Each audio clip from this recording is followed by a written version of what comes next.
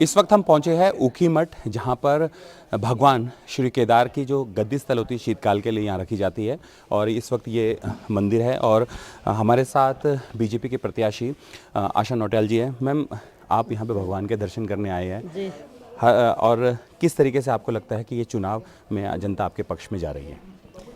देखिए, सबसे पहले तो मैं भगवान केदारनाथ जी से नमन करती हूँ और हम लोग लगातार चुनाव प्रचार में जा रहे हैं। गांव में बहुत सारी संख्या में महिलाएं, युवा, वृद्ध सब हमारे बैठकों में हमसे मतलब जुड़ने के लिए पहुंच रहे हैं और भारी भारी संख्या में स्वागत गांव में हो रहे हैं।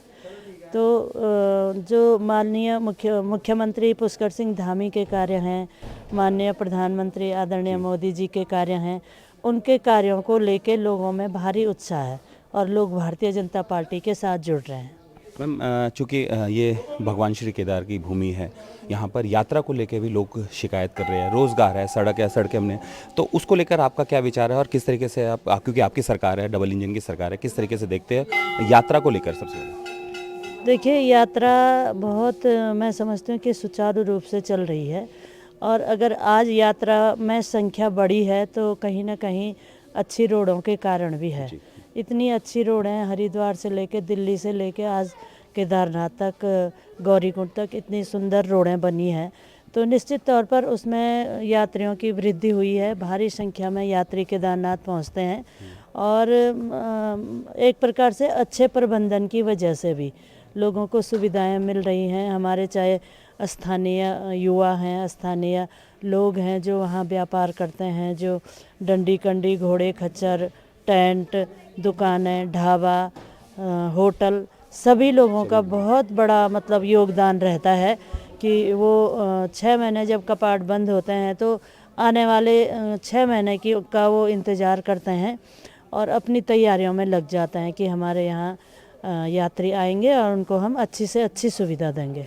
मैम, कांग्रेस के प्रत्याशी से आप अपने आप को किस तरह से अलग देखती है और किस तरीके से जनता से वोट की अपील कर रही है?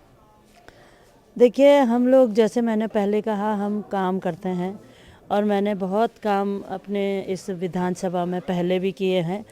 गांव में जहां भी जाती हूं तो लोग खुद ही कहते हैं कि इस गांव में आपके द्वारा ये काम हुआ है। तो मुझे भी बहुत अच्छा लगता है कि कम से कम हमारे द्वारा हर क्षेत्र में कुछ ना कुछ काम हुए हैं, बड़े काम हुए हैं, छोटे जो लोगों को ज़रूरत थी वो काम हुए हैं।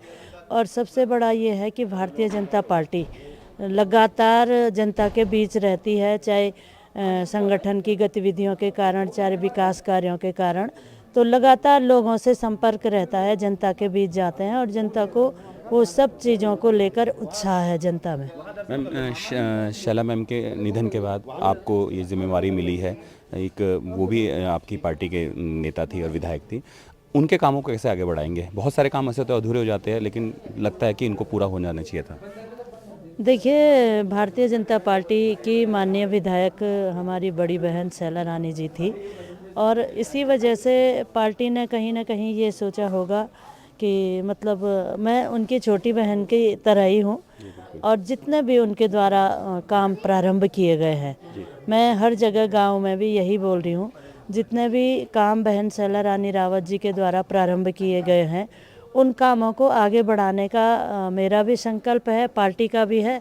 और बहुत सारे काम यहाँ हमारे माननीय मुख्यमंत्री जी ने अभी इस बीच जब हमारी बहन शैला रानी जी का निधन हुआ तो उन्होंने कहा था कि मैं इस विधानसभा की विधायक के रूप में भी काम करूँगा। तो यहाँ 750 करोड़ के योजनाओं की घोषणा हुई, उसके शासनादेश हुए। तो निश्चित तौर पर हम सबकी जिम्मेदारी है कि उन कामों को धरातल पर भी उतारें और वो तभी हो सकता है जब सरकार का साथ रहेगा। तो निश्चित तौर पर धामी जी के कार्यों को लेकर लोगों में उत्साह है। बहुत बहुत शुक्रिया एनडीटीवी से खास बातचीत के लिए। तो ये थी विधायक के प्रत्याशी आशा नौटियाल जी, जिनका ये कहना है कि डबल इंजन की सरकार है, सेंटर में मोदी जी की सरकार है और यहाँ पर धामी जी की, उनके कामों को देखते हुए यहाँ पर जनता उनको वोट करेगी। ऊखीमठ से किशोर रावत, एनडीटीवी इंडिया।